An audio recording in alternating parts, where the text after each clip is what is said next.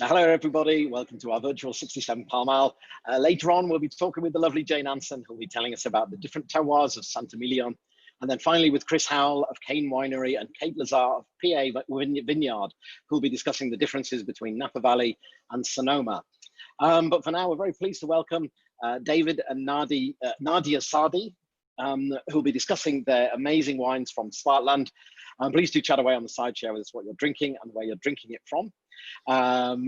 We'd love to see what you're doing with your empty bottles. So unless they go straight to the recycling, please take a photo, put it on social media and the hashtag 67FromHome. And the most creative will send you a magnum of something nice. As usual, we'll have 15 minutes at the end to ask questions. Now, I did say welcome to our virtual 67 Pall Mall. It's virtual for you, but not for us, because I am here.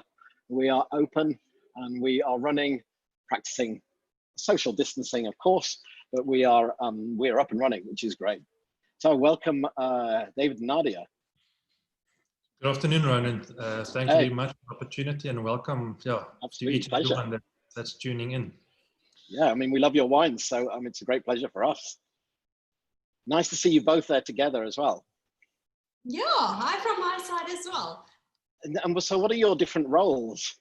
Do you have split roles or do you just both do everything together? We initially studied together and we joined forces in terms of viticulture, but she specialized in soil science and I specialized in enology or wine. Okay. So it's more or less like that. She keeps the children in control and I keep the workers in control. Okay. We mutually overlap when it gets to the vineyard and the viticulture part of it. Okay.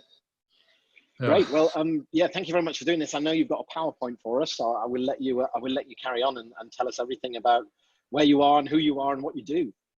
So, yeah, good afternoon, and yeah, thanks for the opportunity. As I said just before, we studied together and we graduated from Stellenbosch University, and we both worked for other entities and producers around South Africa and the Western Cape, and then also traveled the world. And in 2010/11, we started with our own production, focusing on the Swartland. And the reason why we chose the Swartland is that I grew up in this region. My family has been in this region since 1757. That came in from Germany, and it's basically where I got born and raised as a child, and also went to school. And it's the reason that we decided to return to and also raise our children and hopefully buy a farm one day. At the moment, we're leasing a cellar, we're leasing vineyards in the Swartland. We're based in the Paardeberg mountain, which is a granitic mountain in the southeastern part of the Swartland. Our neighbor in the mountain is Arie Badenhorst, and also we share the mountain with other great farmers and also producers such as Langershoek, Babylon's Peak, Swerver, Jasper Wickens, and also Sadi family. So it's a big honor to be in the mountain. We will be tasting 6 wines tonight, and of the 4 main wines, which is with the David Nadia label, those wines are all based on the Paardeberg as a granitic inspiration for everything we do. So where we're based, if you see that's Africa and the Western Cape, there's a little red spot. It's basically one of the biggest producer or biggest regions in South Africa. Historically known for wheat farming because of the fact that it's quite a dry region. It's exposed to the Atlantic Ocean on the western side, which means 2 things. One is that the areas and the vineyards close to the sea, they do have a big influence from the sea. For us being a bit more inland, we do have the benefit of a diurnal shift in terms of day-night temperatures. Often we experience a heat wave in the vintage, which is considered a big impact on what we do. At midnight, it can be up to 35 degrees Celsius, and then the heat doesn't escape at all. It basically just sits, and we have to deal with it. So you'll see all the varieties we work with. On the white side, it's Chenin Blanc that we focus on. On the red side, Grenache Noir.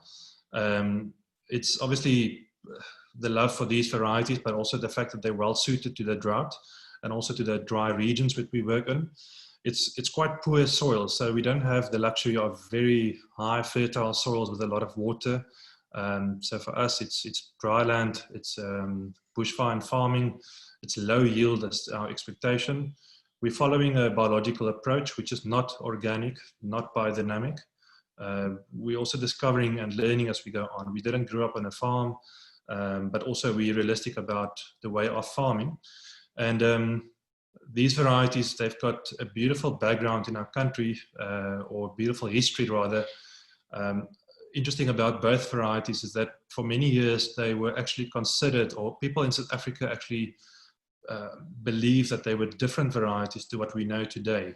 Chenin Blanc, as an example, were called Steen, and that was potentially from Liston. If you think of Liston Blanco, which is Palomino Fino, Liston became Steen eventually, and for many years, and actually in the 1960s, Steen or Chenin Blanc with Claret Blanche was blended into a semi-sweet, crisp, dry white wine.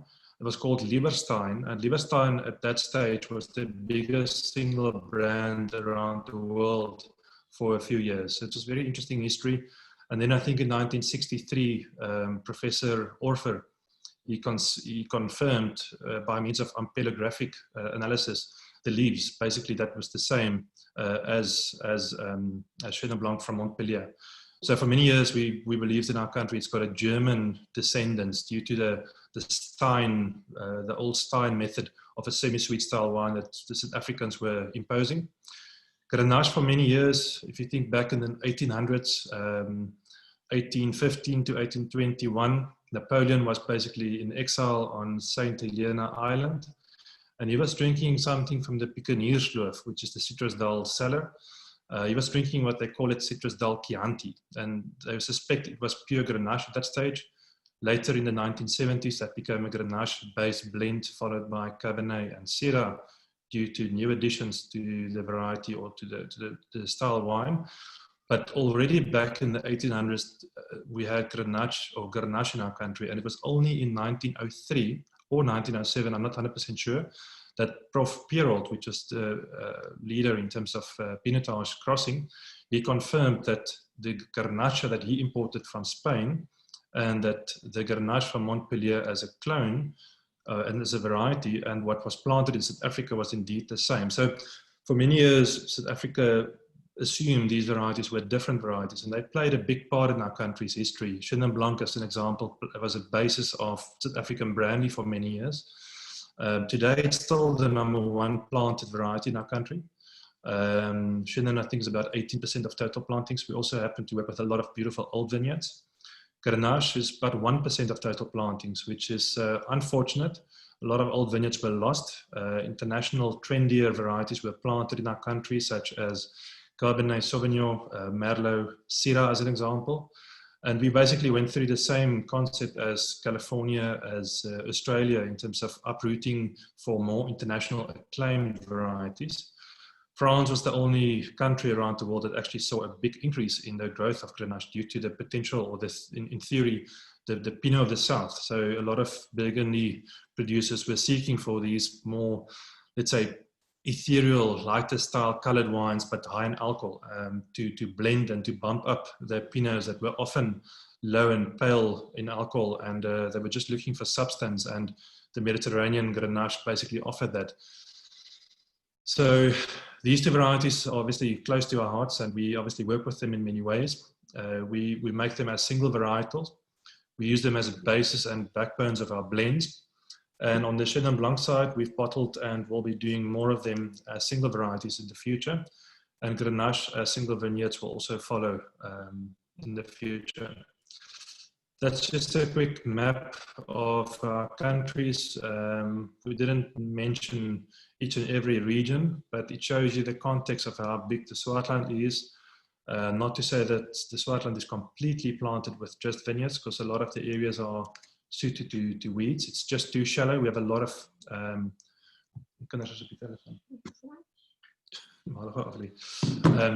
and so a lot of the shallow soils are more suited to weeds than it is for vineyards.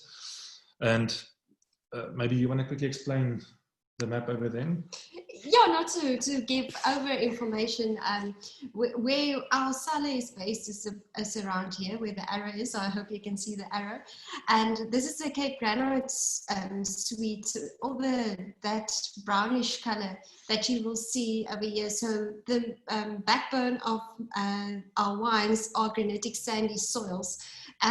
We also buy in grapes from other farms as well. So that will also be, if I could just show it around here in this area, where we will use more shale soils or iron-rich clays as well. So yeah, so although the backbone is granitic sandy soils, we also use in some other portions as well. So yes, that's just a more close-up on that.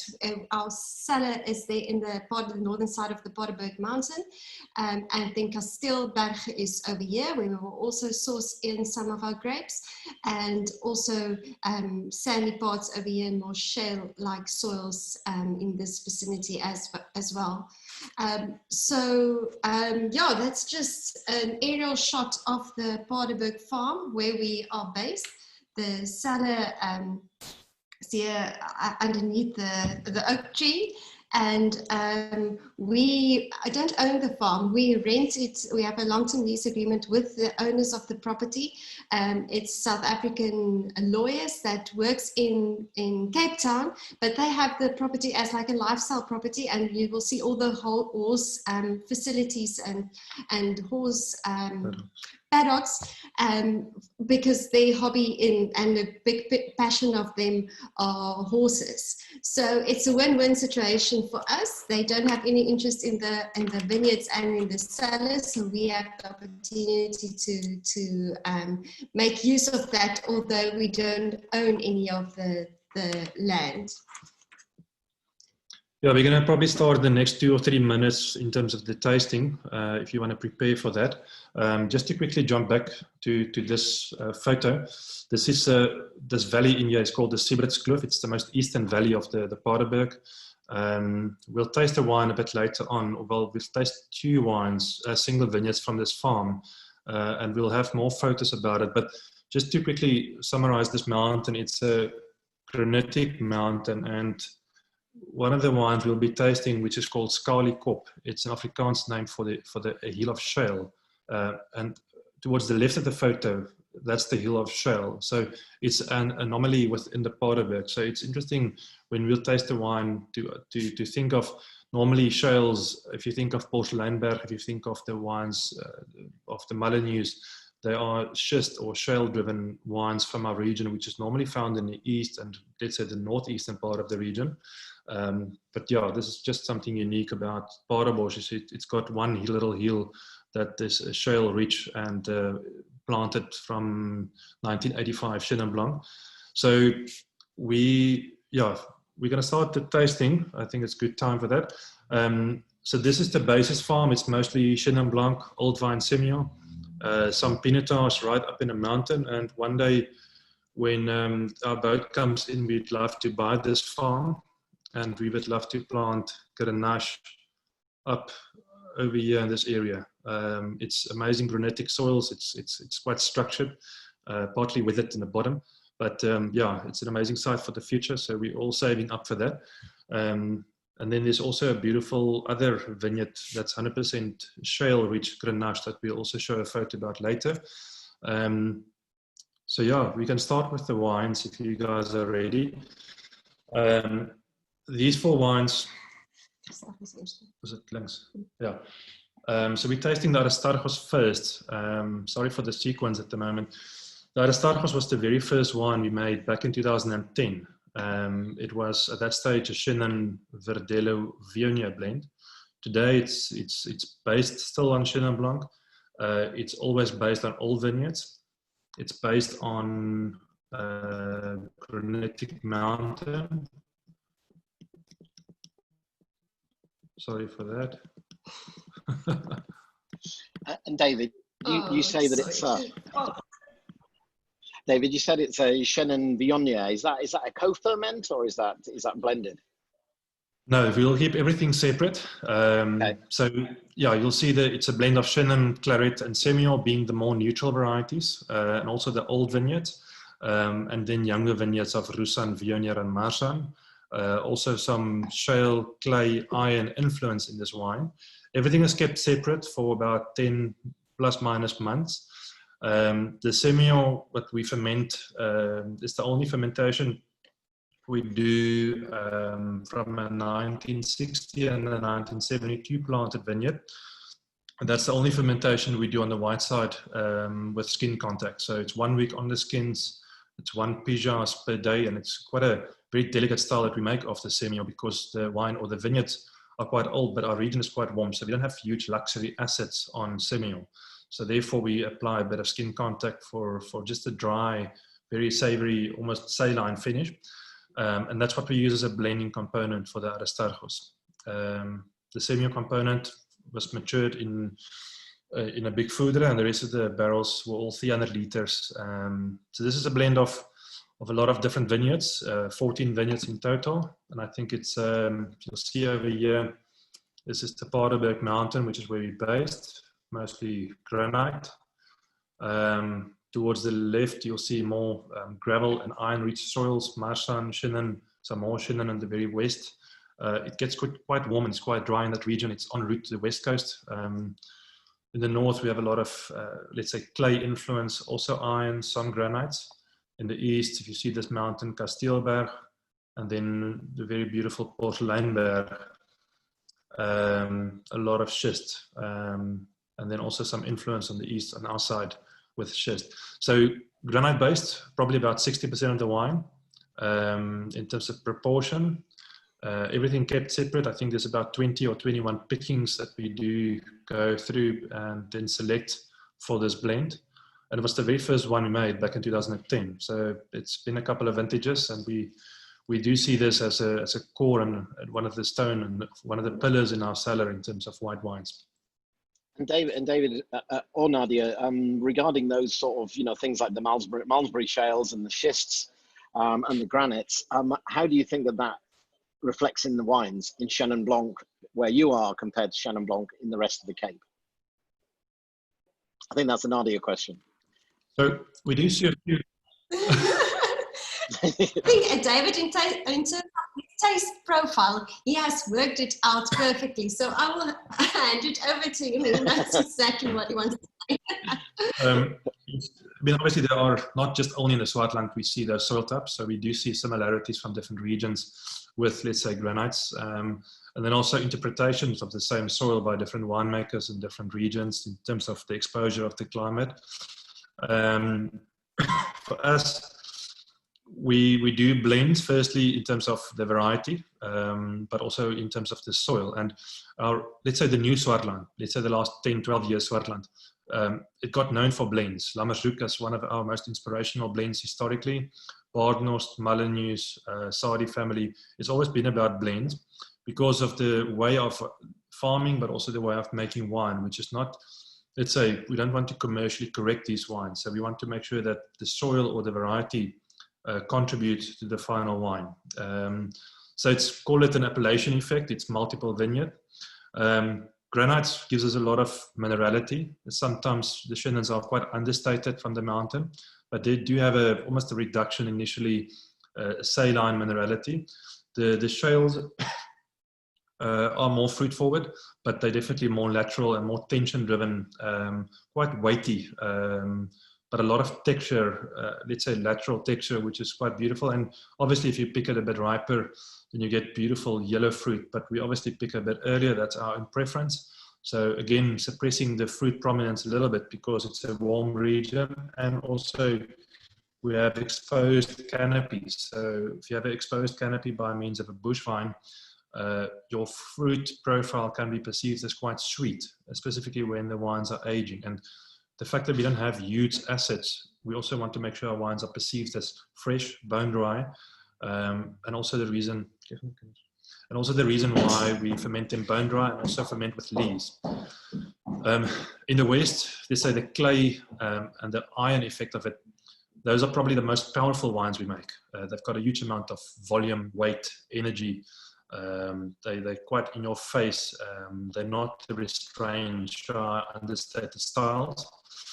And I think that it plays a part. And if you taste our single vineyards, let's say alongside one another, you'll understand just that in terms of the power, yet the purity of clay in a wine. And it's not an easy soil type, specifically without water. It becomes a pot effectively if you think of a dry region. So there are definitely a lot of merits as to working with granite in terms of dryland farming.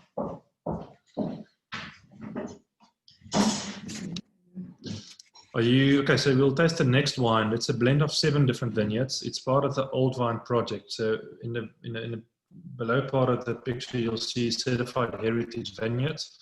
It's a beautiful project that was initially started by Rosa Creer on behalf of Johan Rupert from Lomeran, from the beautiful Cape of Good Hope wines that they produce. And from there, the Old Vine project was born, and we're members of it from the beginning. And obviously, your vineyards need to be older than 35. So here we have 7 vineyards that comply from 1962 up to 1982 planted. Again, a blend of different soils, granite-based, but also influenced by the other soils I've just mentioned. No skin contact. I've just also mentioned that we do whole bunch pressing, but we don't use any enzymes or any other stuff that we add to our pressing. So the juice, when we ferment it, is quite milky or murky. It's sometimes a bit of solids, but we ferment with lees, and that gives you a bit of a phenolic grip, but it gives you enough, let's say, phenolic edge to the wines to make sure that it's perceived as dry. It gives you a dry finish with, let's say, the saline character that you get from old vineyards, but also from the Paardeberg. Bush vines, dryland farmed, and it's spent, again, 11 months in old neutral oak. Again, it's important for us, the old oak part of it. Our wines are too delicate to mask it with new oak. We make our wines more subtle. We don't have big, let's say, extraction in styles or huge pressings and corrections. We want these wines to be as natural as possible. We are members of the Swartland independent producers. And therefore we try to only add a bit of sulfur to our wines and not, let's say, manipulate them by means of correcting them constantly. Yeah, you guys were really there at the beginning with the whole Swartland kind of revolution, the whole Swartland, the massive success of the Swartland. So how was that in the early days? I mean, I know that they were doing spice route and things up there, and Aben was there making spice route, but you were in quite early. Yes, there's actually a beautiful story I would like to quickly tell. Back in the early 90s, a friend of mine that went to school with me, his father was winemaker at one of the distillers companies, and he got appointed winemaker at Swartland Winery. And a good friend and a professor, a mentor for him, told him that everyone knows at that stage, which was 90 or 91, that the Swartland is known for big red wines. But if you do go to the Swartland, just make 1 or 2 vintages of amazing white wines, because no one associates this warm region with white wines. And this winemaker, a good friend of mine, his father made 91, 92, I think, and they, at that stage, Sauvignon Blanc and Chenin Blanc did amazingly well. Got a 5-star platter for one of the vintages. It got a double gold Veritas. And Charles Back from Fairview basically came into the cellar, tasted the wines, and specifically the Klein Amos scale Sauvignon Blanc stood out for him. He bought the farm, appointed Eben, and I think the rest is history. So it's quite a beautiful story that already came from the 90s. I think the momentum picked up with Eben going on his own, with the Badenhorst family that came in 07. Molyneux started their own production in 07. Porceleinberg through Mark Kent started already, I think, in 2010 as first vintage. And I think for those 4, obviously, hats off for the work that they've done. They are the leading producers in terms of the revolution. For us as younger producers, as startups, we were just privileged to have a wave to ride. And obviously, you need to be a good surfer to ride a wave good all over.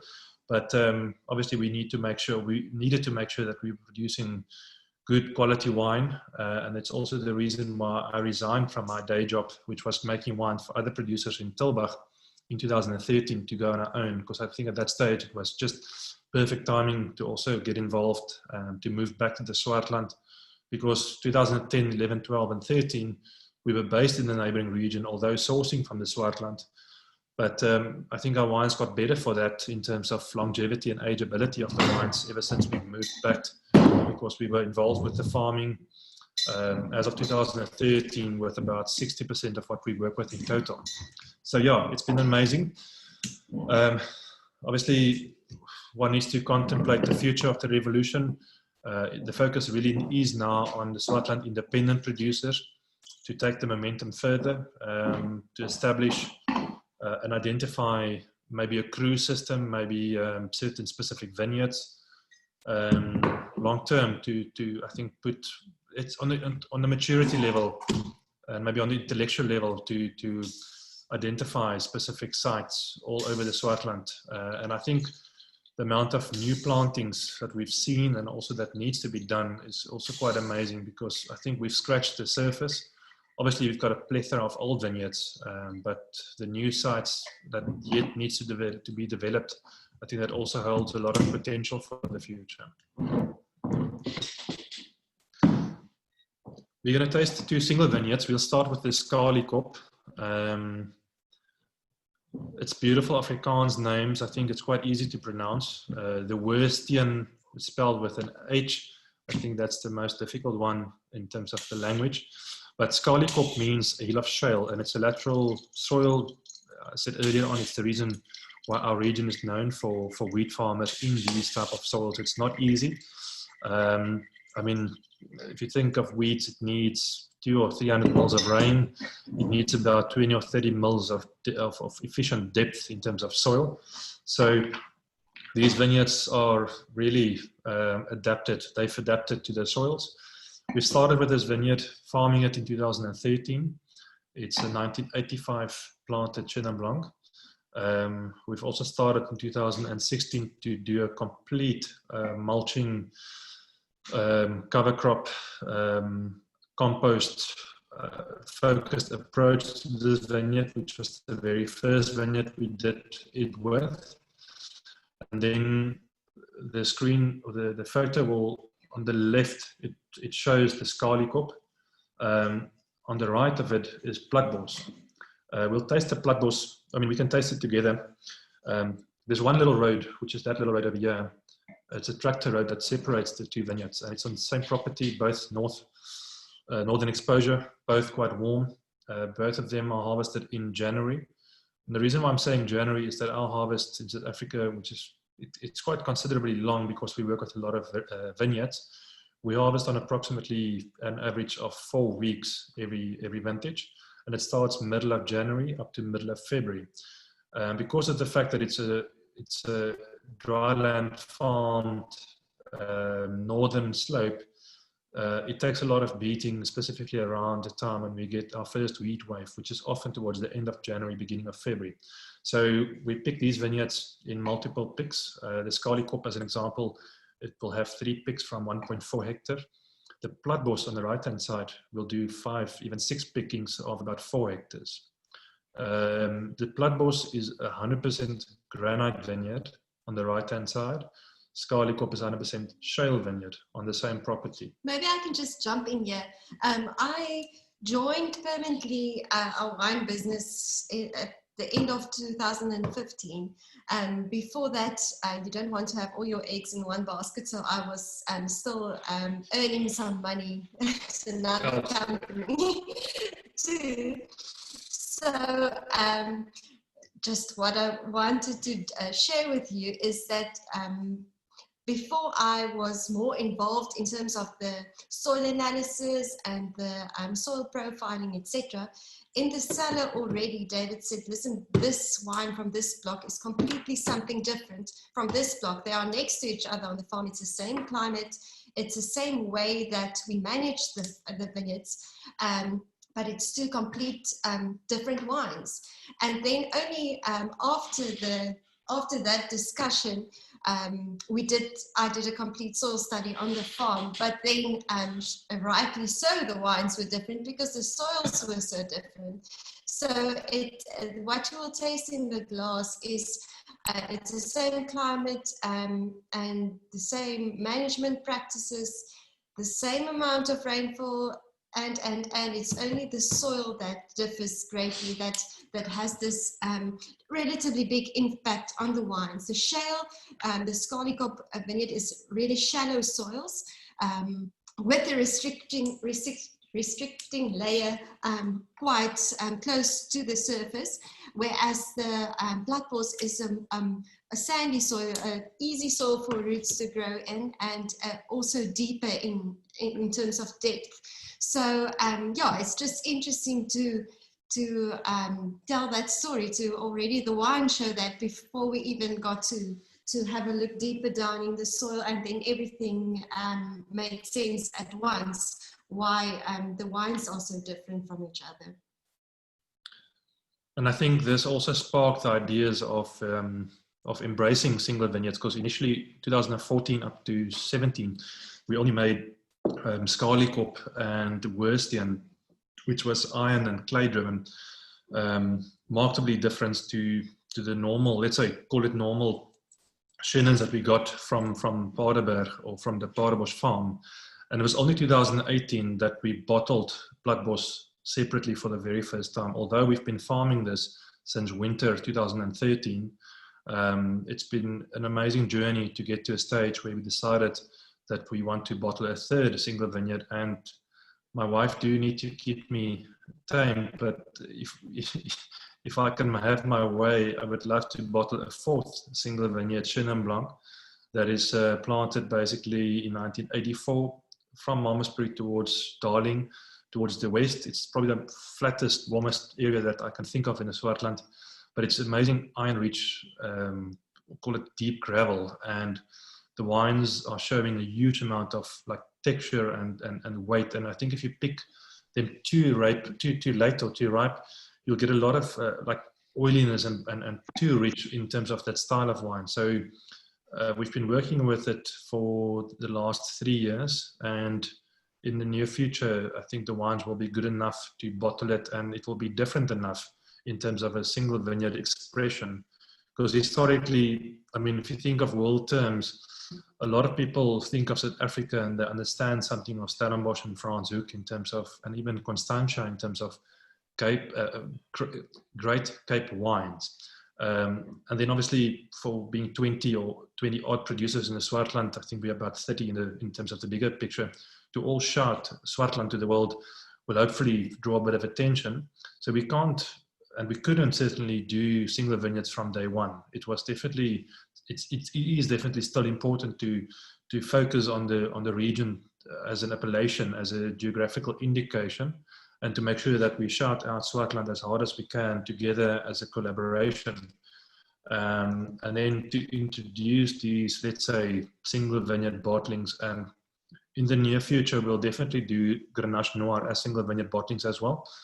For now, it's the big focus is on the white-hand side of things. Yeah, and just a quick question to both of you. Chenin Blanc in South Africa seems like it's just turned such a corner now, and the wines are so concentrated and deep, and they can take so much oak. I mean, they really are kind of structurally like white Burgundies. And when do you think that really kind of started to happen in South Africa? So moving away from that drier Steen style to what you have now, so the richness and the complexity. We obviously saw, if you think of just new international acclaimed varieties and extractions, and I'm saying it with a lot of respect, maybe the influence of Parker in terms of the red wines in our country and how it was made and extracted, and alcohol and sweetness that goes with it. White wines also, specifically on the Chardonnay and Chenin Blanc side of things, followed, let's say, a buttery, a sweet, a new oak approach, I think towards the late 90s. And because we work in a warm region, it's not easy to stop a ferment. You need to either add a lot of sulfur or cooling to it. So a lot of, like, let's say, semi-sweet, high alcohol, rich wines were made. And I think our richness comes from the vineyard in terms of the concentration. But purposely, we decided from day one to do a neutral style in terms of the vessel or the oak, in terms of in what we mature it. Having said that, if you taste most Swartland producers' white wines 10 years ago, it would have been a 14.5, maybe 15. Definitely you would pour the white wines before you pour the red wines, because they were all quite structured, big alcoholic, beautiful present wines at that stage. But it definitely matures a bit different to, let's say, what we've all been producing the last 5 or 6 years. Bone dry wines in terms of sugar, older oak, not to add richness in terms of that or to dominate the Paardeberg soils or the granite soils. Ferment with lees, and it will definitely give you a slightly more understated style that will open up in time, and I think will also benefit from a bit of maturation. So we've all learned in our own region that too big, too extracted, too rich ages differently, and because we have, let's say, moderate low acid levels, these wines become quite, let's say, oily and almost buttery and quite rich, Nadia, quite rich in terms of how it matures 5 or 7 years down the line.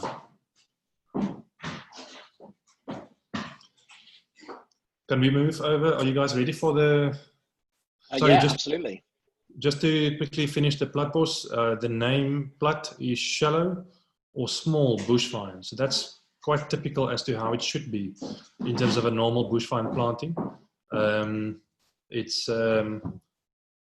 basically about 4 hectare vineyard on Paardeberg. We started this vintage, or actually last year, to mulch it. We've invested heavily in mulch, cover crops. We've started with a no-till cover crop planting, which is basically to avoid soil disruption constantly every year, to also build up the soil. So the definition of biological farming for us is to restore root and soil life. And I think if we are able to achieve that and get in the rhythm where we actually have these wines or the vineyards, the soils, it's in theory restored, because a better and a well-restored soil will hold more water in terms of, just to think of the low rainfall we get on average per year, whereas sterilized soils, they basically don't hold any water. So in the future, we'll definitely look at organic, let's say, experimentation in terms of farming, spraying, and the likes. But at the moment, it's purely soil focused in terms of our biological approach. And also, we moved away quite strictly from herbicides and pesticides. So the next wine, well, the last 2 wines will be both red. We initially started in our region when we got back to the Swartland, and we felt that Syrah, and still today, Syrah is the most, let's say, successful variety in our region. It's for good reason like that.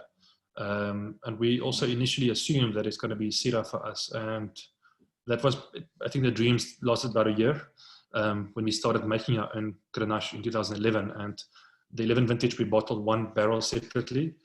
At the moment, it's about 18-20 barrels. It's about 7,000-8,000 bottles. Just the style of wine that we can create from a warm region. Freshness, elegance, call it purity, feminine beauty. It's not an over-extracted style. We actually must extract quite long. So it's up to 4 weeks, some vintages up to 5 weeks in the skins. We do partly carbonic, whole bunches, but we also de-stem, but we don't crush. And then we would do 1 punch down a day just to turn around the cap to make sure these wines and the ferments are quite clean. And then it's matured for 1 year in old, call it neutral French 500-liter barrels. In 2019, we've added the first bit of concrete, matured Grenache to the portfolio or to this wine. And it will be part of the future as more neutral vessels in terms of showcasing the energy and also the purity of this grape. So this vineyard, is a beautiful early 2000s planted Grenache vineyard in the Paardeberg. It's northeast facing.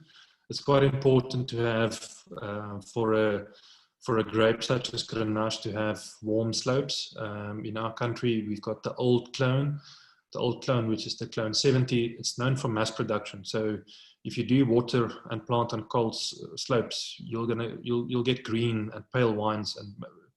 And for us, the idea is to have a high radiation, unirrigated, and also we've planted in very poor soils, or it's not planted by us, but the farmers are farming it in some of the poorest slopes on the mountains. So this Grenache over here in the Paardeberg is about 75% of the final wine. And then in the north, we have quite structured clay soils, not easy to farm, specifically in the dry region or the dry winters we've had. It's organically certified, and that's the balance of the blend. It's a slightly darker profile in terms of the wine and more structured. That's also why we don't dominate this style with the more structured soils. And guys, when you first plant a vineyard, how long does it take before the vines actually start producing fruit that's good enough for wine? So we've got a few answers to that, because if it's Grenache, then in theory, that's an example, 2016 planted Grenache.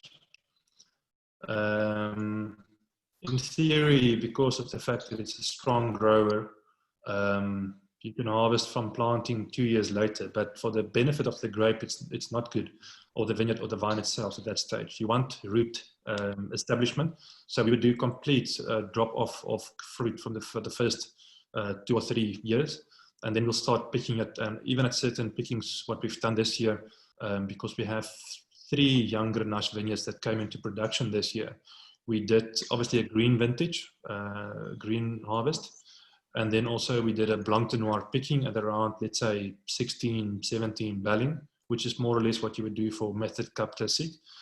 And then we would leave the rest of the grapes more concentrated, and we would pick that at, in theory, call it around 22, 23 balling, which is for us more or less the ripeness we're looking for in terms of what we taste. So yeah, that's the one benefit of Grenache in our country, and specifically in warm regions, is that you can harvest big yields from younger age. You just need to make sure that you've established the vine, and because this clone can actually kill itself. It just wants to bear fruit, and at the cost of himself. So it's a very generous grape. But again, I can see and understand why the rest of Europe and the rest of the world would say you make great Grenache from older vineyards, because it's more mature, it's less fruit. We're not fortunate to be working with old vines. We had to plant for the future, but this specific vineyard we planted with this farmer back in 2016, and it's a shale-driven vineyard on the Kasteelberg, which in theory might become one of the single vineyards of Grenache Noir in the future. Maybe just to add, because David is talking like we are harvesting tens of tons of hectares, or tens of tons from 1 hectare of vineyard, which is not the case.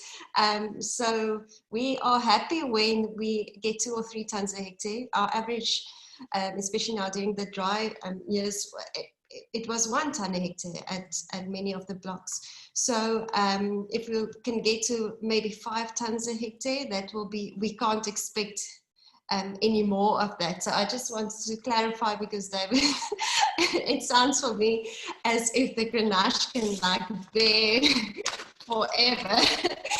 And yeah, so just to put some context, it is a strong grower, and it wants to bear fruit. But in terms of what the yields of the vines we are working with is between 1 and 5 tons a hectare. So maybe we can just go back to the Grenache tech sheet.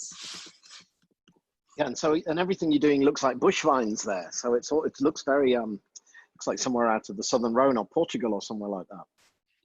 Yeah, it's been now let's say back in the 20s, 30s, 40s, plantings that were done in our country in terms of experimentation, that definitely in the mid 50s when they planted out pinotage around the country, they were definitely planting it all over the show in Stellenbosch, in Botlaray area, in the Swartland. Everything was planted in bush vines. And that's the style of farming in our region historically. It's been sometimes people planted according to tractor widths. And if you go towards the more, let's say, flat areas towards Darling and the northern part of the Swartland, people, they don't buy a tractor for vineyards. They bought a tractor historically for wheat farmers and for wheat farming. And the tractors are quite big. So then the rows would be planted accordingly, which I think in hindsight is a big blessing because of the fact that it's quite a dry region.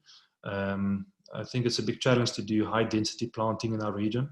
You need every bit of root and vine to develop its own space and to take up maximum moisture from the soil. So yeah, bush vines, it restricts the growth in a way, and the photo we've just seen has been a raised bush vine. We call it a lollipop, like an eshla. It's a little short stick that we planted with. And that makes weed control a little bit easier, but predominantly what we plant and what we're working with is bush vines. Yes, and also predominantly dryland vineyards as well. So there are one or two that still receive some irrigation water. But yeah, mainly it's dryland bush vines that we work with. So the last one is...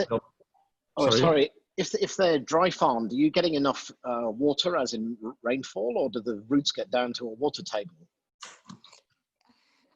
So 15, 16, 17, 18 vintage, still to a certain extent was really dry vintages. So in terms of the quality, or because it was as dry, the quality, we didn't lose any quality, but we lost on the yield. So I think because we mainly work with old vines, the vineyards already used to, or the roots are established, and the roots are used to digging deep for moisture. So yeah, we didn't jeopardize any quality, but in terms of the production, we felt that.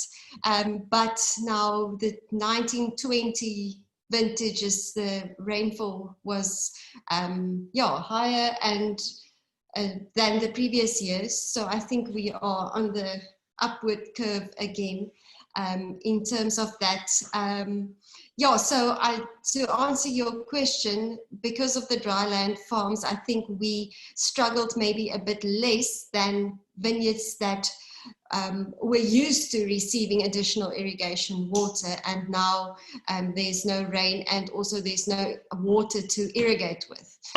Whereas in our case, the vineyards were used to digging deeper for the water because they haven't received any irrigation at all. Yeah. Okay. A quick question in the Q&A box. So someone is asking, how do you feel about Jancis Robinson suggesting that your wines could become cult status? And would it concern you if humble wine lovers were prized out by status seekers and wine investment funds? It's not a bad problem to have, I must say, if Jancis Robinson is saying you're a cult winemaker. So what's your thoughts about that?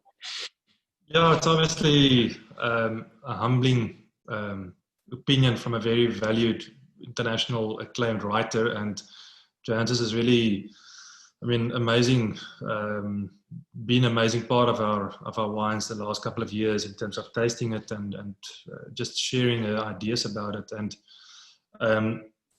I think South Africa's got a lot ahead of itself in terms of as an industry to establish, let's say, brands in Africa, or for that matter, in our argument, Swartland, to get that onto an international scale. So I think we still, for many years, we would be seen as it's not arrogant, but we would be seen as price takers in terms of, we will not be demander overnight to say this is now what we dictate now just because someone wrote something. That's arrogant in my opinion. I think we need to stay humble towards all the compliments, and obviously this is an amazing compliment we've received. But I think we also need to be realistic, is that we need to grow our brand, let's say organically, and in terms of international context, whether it's to the East, whether it's to America. I think as an industry and as a country, we need to do it together as opposed to just maybe one or two producers. I mean, obviously in our region, we've got Saudi family, we've got Molyneux, and they are internationally acclaimed. But yet their prices are staying modest, in my opinion. I think according to what you would, if you taste blind quality you get from them versus other international acclaimed wines, then I think there's a lot of fair value in that wine. It's obviously a conversation that we need a lot of time for in terms of the value conversation. But that is the proof in the pudding, is that when you are just tasted, I mean, we've seen it in the States, especially a lot of own consumption. I think 3% of all sales are South African wines in the States, specifically East Coast. And there, if you just get an opportunity to be tasted, the quality will basically convince. And obviously there's a good price in that. So I think towards the European and UK as historically related to South Africa, we have a lot of goodwill. But I think it's a fine balance of being arrogant about pricing versus just being humble and growing your own brand organically. I think that's a super diplomatic answer. Well done, David. I think also one would like people that buy your wine to support you as a business, not only because of the ratings and the reviews, but because of you as business and your almost relationship with people that enjoys the wine. So I think that's also a big thing to bear in mind. And because of that, you cannot be unrealistic with your prices, because there were people that supported us even without all the ratings, etc. as well. And that we really do appreciate. Yeah, well, we had a very interesting webinar with Nigel Greening from Felton Road, and with his wines, he makes sure he doesn't put too much into each market so people can't hoard them. Because if they hoard them, then they sit on them and then they release them at extravagant prices. So he deliberately avoids letting merchants do that.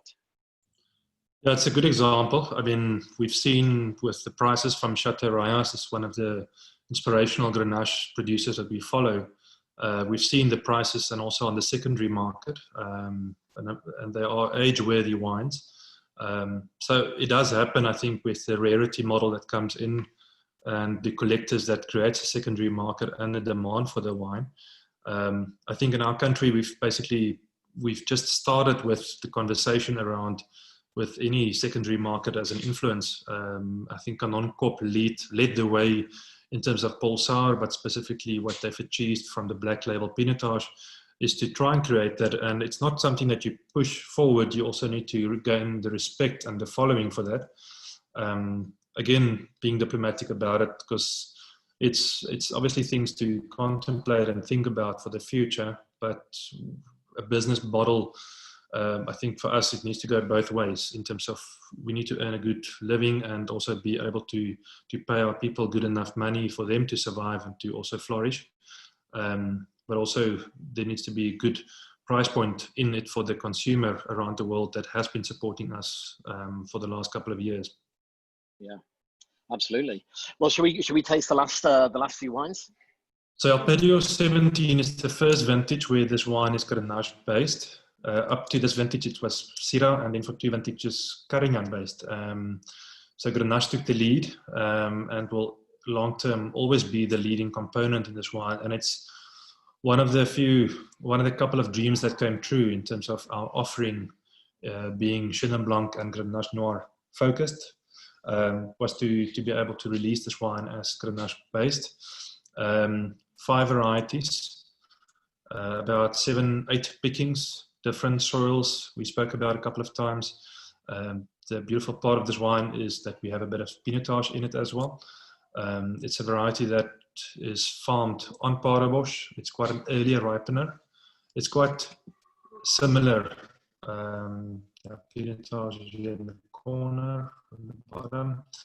It's quite similar to Cinsault in terms of relatively high pH. So it's got a challenging character to it, and we do also bottle a straight varietal pinotage. The challenge of that is for us to pick quite early. Again, it's a northern faced slope, so it's a lot of warmth that we get in January. And it's a beautiful structured granite vineyard that we use as a blending component for the Alpidios. It matured for 1 year in partly, the blend as different components matured in 300, 500 liter, and also up to 4,000 liter food barrels, and then bottled, and then matured for 1.5 years in bottle before released.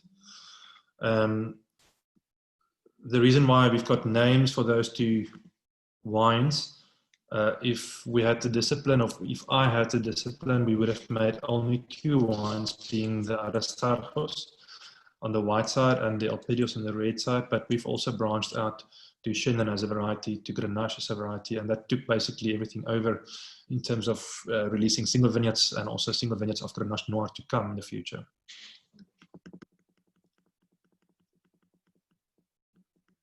Yeah, we've missed a few photos during the process. If I can quickly run through them. That's a pinotage vineyard on Paardenbos. It's typically the granite rocks that lies in between, and then cover crops in between the vineyards. That's the Skalikop. We started mulching with a lot of compost underneath the organic material. So that creates a beautiful layer, and it cools down the temperature, and also it breaks down slowly but surely underneath in the shadow. That helps with composting, and also it helps with weeds a lot. That's our dream team on the left. There are people living on neighboring farms. The farm we lease doesn't have any property for accommodation, and obviously it's not ours.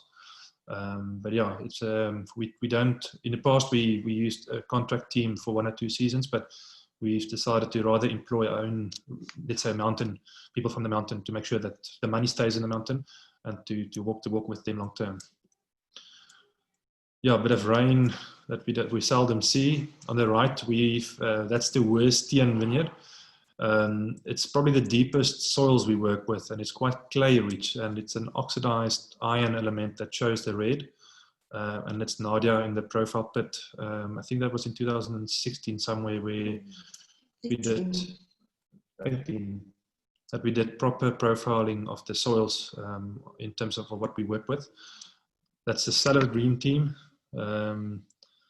A couple of guys from the neighboring farms, permanently employed, and also on the very left, Andre Brains. He's got his own brand called City on a Hill that we also help him with in the cellar, and he's Chenin and Syrah focused. On the right hand side is the cellar, concrete tanks at the back, mostly for reds, and it fermented and matured for 1 year in those locally produced concrete tanks. That's a typical beautiful dirt road in the Paardenberg, and that's actually Morelig, which is a neighboring farm to Saudi family and to Lammerhoek. They also produce some Claret Blanche and Carignan. We also work with Carignan and Claret from them. That's a 2017 planted Grenache vineyard, north and northeastern faced. It's the Swartland vineyard. If you understand the name, it means Wur is tall, and Steen obviously is Chenin. So it's quite tall bush vines, and little south-facing terraced vineyard that we started working with in 2014. And it's only been this vintage, 7 vintages later, that we are privileged enough to be able to mulch and compost and no-till plant cover crop with this vineyard. That's the Skalikop. You see the grains and the crawlers that we plant in the work row. That's the newly established 17 planted Grenache vineyard in the Paardenberg. It's quite a high altitude focused vineyard. We've done first vintage from that vineyard this vintage. A lot of potential for a young vineyard. I don't want to break the perceptions in terms of bottling young vineyards separately, but it's an amazing quality of wine from such a young vineyard, specifically Grenache. Yeah, that's more photos from the Paardenberg. That's Syrah also in the Paardenberg. That's Carignan. That you can see it's like a lot of loose sand, a bit of like a iron rock on the left. That's Carignan planted in 1984. That's chaos. One of the 2 presses running, so we work long days.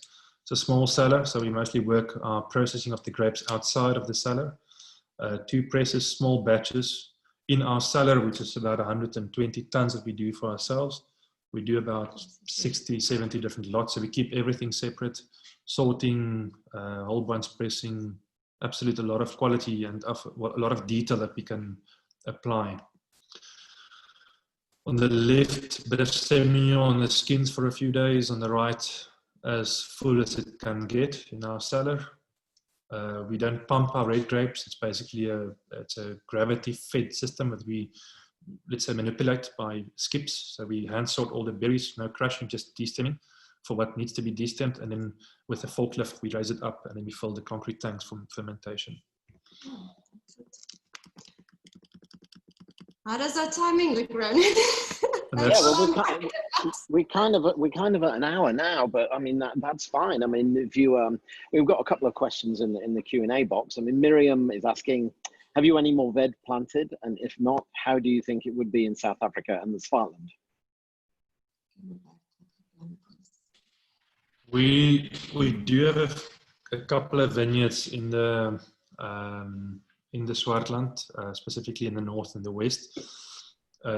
I think it's also a variety that's suited to droughts. We're going to just try to stop screen sharing just now.